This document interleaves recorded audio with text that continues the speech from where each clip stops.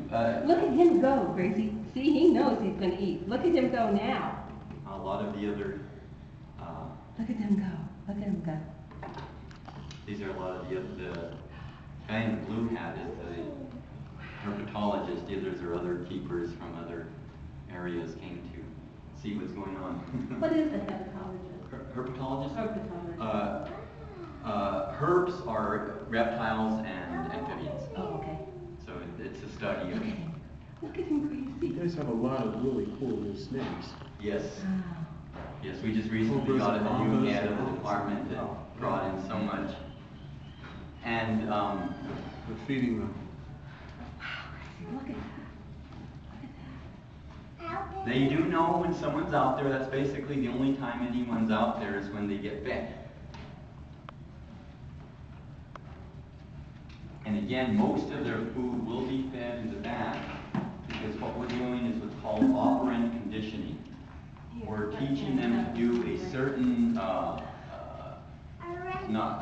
certain condition before they actually get their food.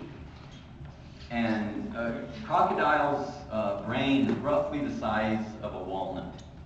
So before we started doing this, it was thought that they may not be able to learn this.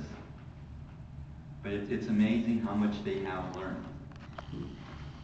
So you're just seeing if you can, basically. You see if you Yes. teach them how to do And, something. well, the reason we're doing this is, well, for one thing, eventually we're going to move them. And another thing, they may need This guy's- veterinary guy's- assistance every now and then. So we're getting them used to going into a small space and being comfortable in a small space. Yeah. And if you notice, you probably heard a whistle. The snake on this, or I'm sorry, the crocodile on this side understands the whistle is his cue that he's getting food. The one on this side, it's a cowbell. And they know the difference. Huh. Wow. And he's behind the little barrier. Yes, yes. And it has to put its snout on the spot where he's hitting that stick before it'll get the food. Huh. There you hear the cowbell. That's the indication for the other snake or the other. Yeah, see, now he's moving. He heard the cowbell. See? He says, okay, now I get to eat. And in between, we do what's called a bridge. They also have a clicker. So when they do something, they haven't not quite to the level where they need to be, but they've done the right thing. They do the clicker, and they understand that they've done the right thing.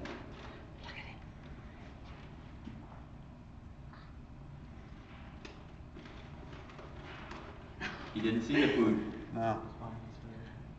But he snaps at it. And like most reptiles, they do not chew. They swallow it whole. Even in the wild, as they feed, they do what, again, what's called the death roll, to pull off chunks of food and swallow it whole. Again, they're getting used to being in that small area. A lot of zoos have the policy of having someone going in there, and it's a big show where they get the tape and tie it around the jaws. We're trying to do it where they just naturally walk into a small space. Yeah. So their crate, when they're moved, they're just going to walk into their crate. You certainly don't want to screw that up if you're doing the other way.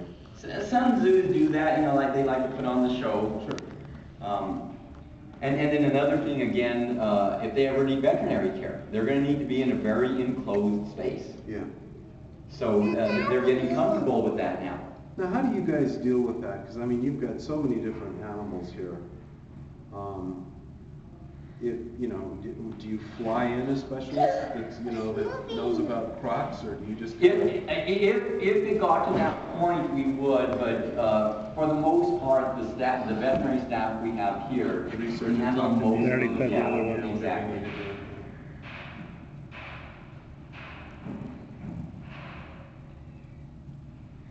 Okay, see, till he got to that spot, he did not get his food. It almost looks like they have trouble moving. You know, it doesn't seem like they're very, Yeah. although I know They can are rush pretty, really pretty quick. quick on land. Whoa! Deceivingly quick. Quicker than we are? In a short distance, they could catch us, yes. Oh. And certainly, they swim up to 28 miles per hour. So in the water, forget about it. Yes, definitely. Wow. So you see, as he's pounding the stick until it goes to that spot, it does not get any food. And he'll do the same thing out here in the water. He'll hit the stick on the water till it gets to that spot, and then it'll get a piece of chicken out here as well.